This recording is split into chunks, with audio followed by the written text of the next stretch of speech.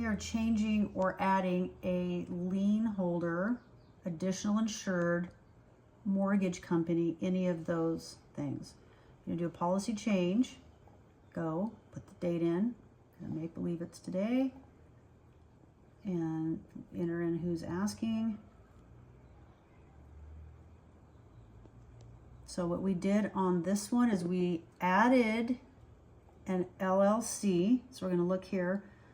This Bright Services LLC was actually on the loan, it appears, for Bonnie. It was not on the declaration, not on in the policy. So we added this one and we corrected the Berkshire Bank. But to correct, you actually have to delete the wrong one and add a new one. So we're just gonna go in here and look at this one. Oh, there's Mid-Oregon. When you get a letter that says, we don't have proof that you have insurance, they will list what this is called a mortgagee clause. They will list that on their letter. First thing is to go into what's already there and make sure this is correct. So we weren't dealing with this one. We're just gonna continue on with that. We did Berkshire Bank. This is how they had it. This is called the mortgagee clause again.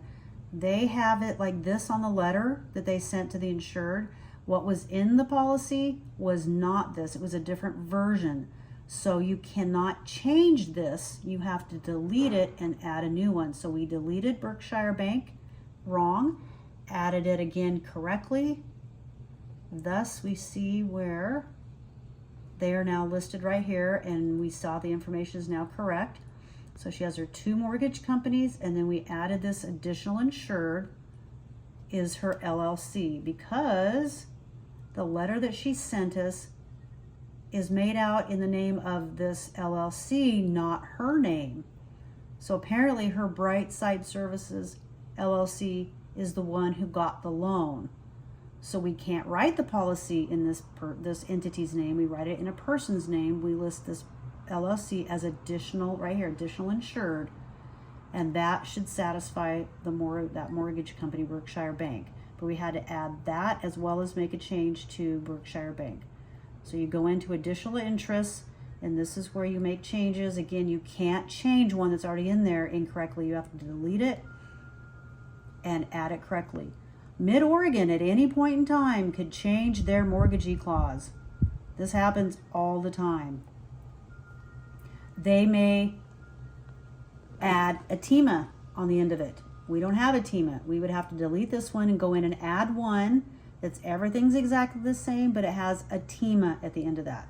So this is a common policy change to correct mortgagee clause in homeowners policies. But again, you can't correct it. You have to delete it and add it correctly. So there we are. We're all set. And then we issued it, printed the declaration, and uploaded it to the website given to us on the letter. So they have that correct declaration. They should have everything they need now to show this lady has insurance.